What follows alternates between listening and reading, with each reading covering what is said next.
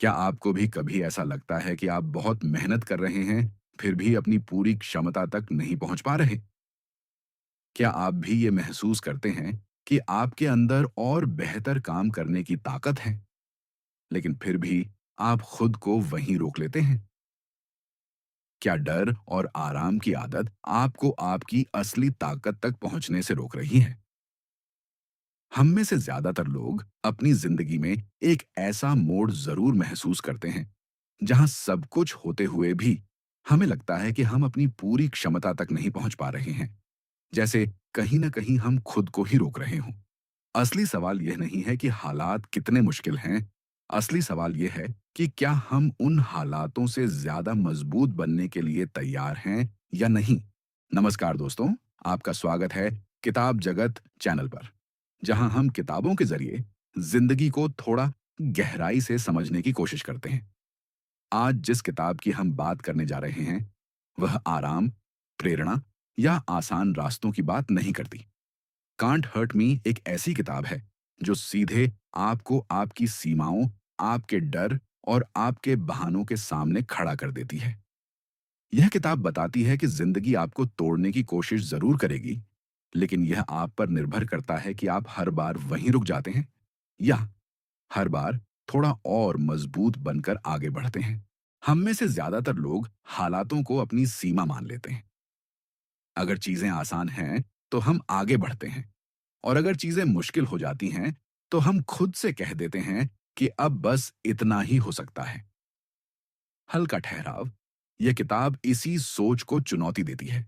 यह कहती है कि असली रुकावट बाहर नहीं होती, असली रुकावट हमारे दिमाग के भीतर होती है, जो हमें बार बार यह यकीन दिलाता है कि हम थक चुके हैं, जबकि असल में हमने अपनी क्षमता का एक छोटा सा हिस्सा ही इस्तेमाल किया होता है। यह किताब दर्द के बारे में एक अलग नजरिया देती है। आमतौर पर हम दर्द और असहजता से बचने की कोशिश करते हैं, लेकिन यहां कहा गया है कि जिस चीज से आप भागते हैं, वही चीज आपको भीतर से कमजोर बनाए रखती है। जब आप दर्द से लड़ना नहीं, बल्कि उसे सहना और समझना सीख लेते हैं, तब वही दर्द आपको मानसिक रूप से मजबूत बनाता है। बदलाव वहीं से शुरू होता है जहां हम असहज होने से डरना बंद कर देते हैं। किताब यह भी बताती है कि हमारा दिमाग हमें सुरक्षित रखने के लिए अक्सर हमें रोकता है। जैसे ही हालात कठिन होते हैं, दिमाग संकेत देता है कि अब रुक जाओ, अब आराम करो, अब आगे मत बढ़ो। लेकिन ज्यादातर मामलों में यह सुरक्षा नहीं, आदत होती है। जब हम उस आवाज को पहचानना सीख लेते हैं और उसके बावजूद आगे बढ़ते हैं, तभी हम अपनी असली क्षमता को छूना शुरू करते हैं। एक बहुत अहम बात जो यह किताब सिखाती है, वह है अनुशासन। लेकिन यह अनुशासन दूसरों को दिखाने के लिए नहीं होता।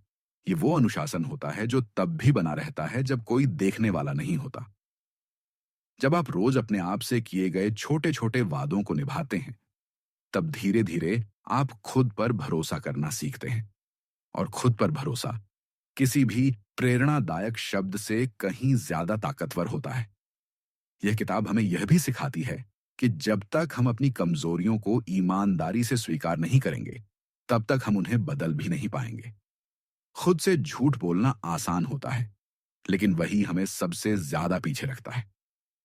असली विकास तब शुरू होता है जब आप बिना बहाने के खुद से सच बोलना सीखते हैं।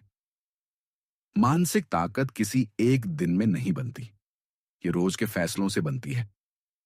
वो फैसला कि आज भी आप वही करेंगे जो जरूरी है, भले ही मन न हो। वो फैसला कि डर आपकी दिशा तय नहीं करेगा। जब आप बार बार खुद को मुश्किल परिस्थितियों में डालते हैं, तो वही परिस्थितियां धीरे धीरे आपको तोड़ने के बजाय गढ़ने लगती हैं।